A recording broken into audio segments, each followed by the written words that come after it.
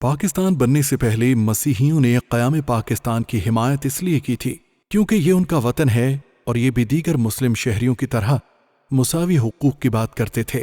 مسیحیوں کا تعلق قائد اعظم کے ساتھ ہمیشہ سے ہی بہتر تھا کیونکہ وہ ایک سیکولر سوچ رکھتے تھے اور پاکستان کو ایک سیکولر اور تمام مذاہب کو آزاد دیکھنا چاہتے تھے۔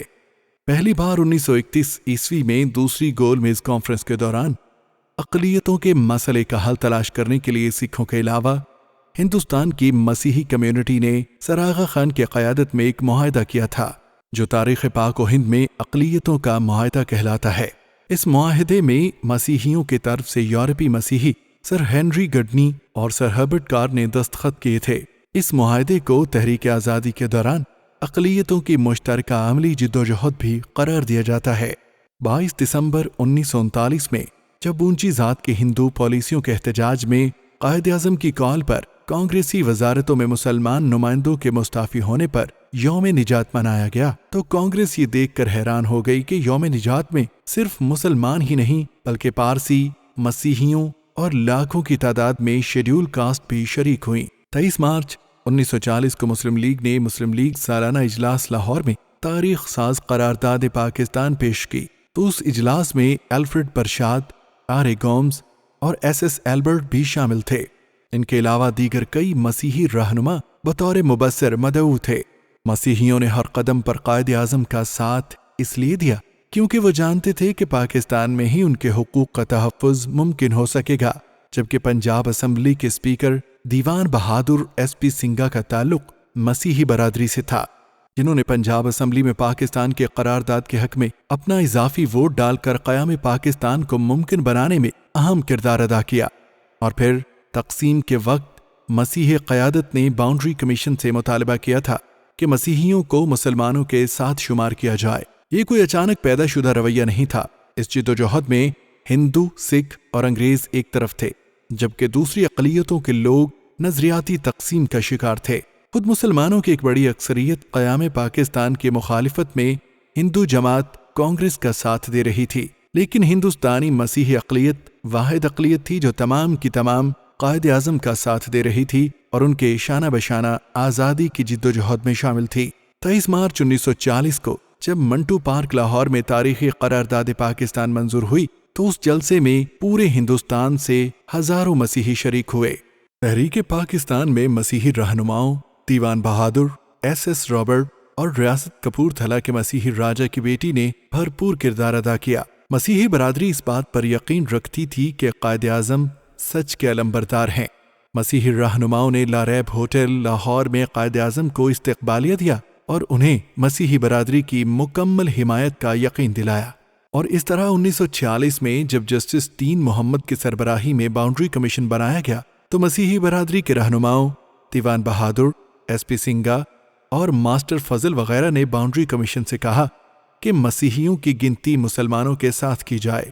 یہ مطالبہ مسیحی رہنما چندر لال نے پورے زور و شور اور مضبوط دلائل کے ساتھ کمیشن کے سامنے پیش کیا۔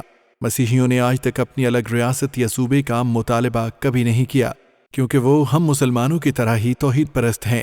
اس مطالبے کے بعد نہرو اور پٹیل نے مسیحیوں کو قائل کرنے کے لیے پورا زور لگایا اور یہ لالچ بھی دیا کہ اگر آپ پاکستان کے بجائے بھارت کے حق میں ووٹ دیں تو مسیحیوں کے لیے کچھ اہم وزارتیں ہمیشہ کے لیے مخصوص کر دی جائیں گی، لیکن مسیحی رہنماؤں نے یہ پیشکش مسترد کر دی۔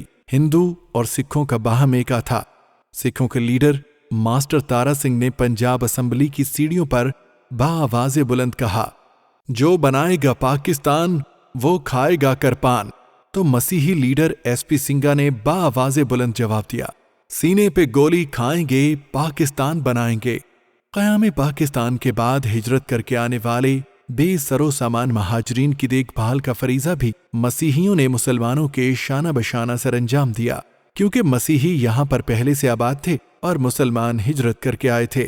یہی وجہ تھی کہ مسیحی کمیونٹی نے پاکستان بننے اور اس کو سنبھالنے میں سب سے زیادہ کردار ادا کیا۔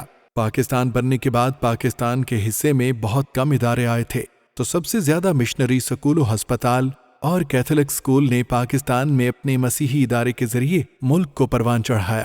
پاکستان بننے کے بعد کئی دہائیوں تک پاکستان کے تمام سیاسی اور سرکاری اداروں میں تمام لوگ مسیحی اداروں سے تعلیم حاصل کر کے ہی سرکاری اداروں میں آئے۔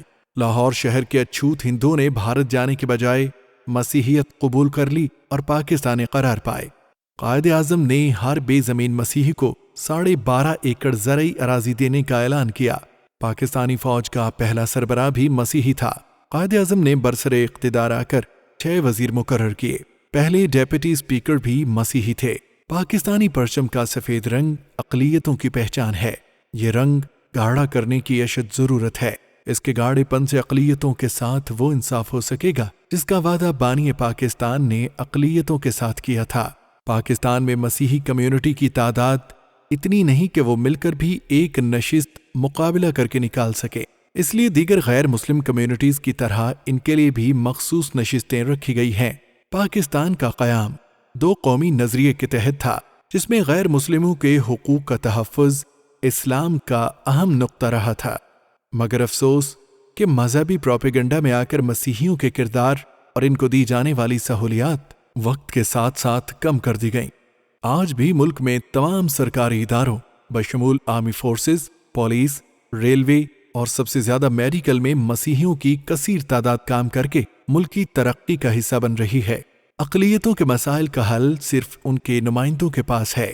حکومت پاکستان کو چاہیے کہ پاکستان میں مسیحیوں کے سماجی مسائل کے حل کے لیے ان سے تجاویز لے کر آئین کا حصہ بنائے تاکہ پاکستانی مسیحی بحفاظت ملک کی ترقی کی دوڑ میں برابر کے شریک ہوں۔ خدا کرے میرے ایک بھی ہم وطن کے لیے حیات جرم نہ ہو، زندگی وبال نہ ہو۔ خدا کرے کہ میری ارض پاک پہ اترے وہ فصل گل جسے اندیشہ زوال نہ ہو۔